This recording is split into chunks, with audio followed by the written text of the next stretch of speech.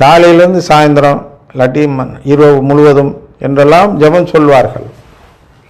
அந்த ஜெபத்தினால் அவர்களுக்கு கிடைக்கக்கூடிய பலன் என்ன, அதை யோசித்து பார்க்க வேண்டும் இல்லையா? இன்னும் ஒரு முறை ரோமரை படித்து பார்த்து விடுவோம், மறந்துருப்போம் அல்லவா இந்த இது நேரத்திற்கு. பாருங்க, ரோமியர் 10:2 வாசிக்கிற இந்த வாட்டி இந்த தடவை, கடவுள் மேல் அவர்களுக்கு பற்று உண்டு என்பதற்கு நானே சாட்சி. எப்படி? கடவுள் மேல் இது போன்று சொல்பவர்கள் யாரு? பிரைஸ் தி லார்ட் சொல்பவர்கள் இருக்கிறார்கள் அல்லவா, அவர்களுக்கு பற்று உண்டு. அதான் அருங்குடை குரு மக்கள். பிரைஸ் தி லார்ட் சொல்வோர் அனைவரும் அருங்குடை இயக்கத்தை சேர்ந்தவர்கள். அவர்களுக்கு கடவுள் மேல் பற்று உண்டு. நான் இல்லைன்னு சொல்லலை, நீங்களும் இல்லைன்னு சொல்லலை, நீங்களும் அதை ஏற்றுக்கொள்ளுங்கள்.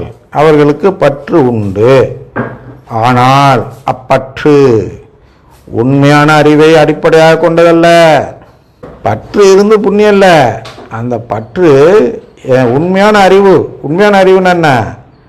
நற்கருணை, திருச்சபை, கடவுளின் குடும்பம், கடவுளின் பில்லியல் தத்தெடுப்பு முறை, இது குறித்த உண்மைகள் அறிந்திருந்தால் அது உண்மையான அறிவு. இது குறித்த உண்மைகளை அறிந்தவர்கள் பிரைஸ் தி லார்ட் சொல்ல மாட்டார்கள். அதுதான் இங்கே சொல்றார், கடவுள் மேல் அவர்களுக்கு பற்று உண்டு என்பதற்கு நானே சாட்சி. ஆனால் அப்பற்று உண்மையான அறிவை அடிப்படையாக கொண்டதல்ல. அப்போ உண்மையான அறிவுனா என்ன?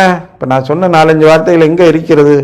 அது 3ல் பார்க்க வேண்டும். அதாவது கடவுள் மனிதர்களை தமக்கு ஏற்புள்ளாக்கும் முறை.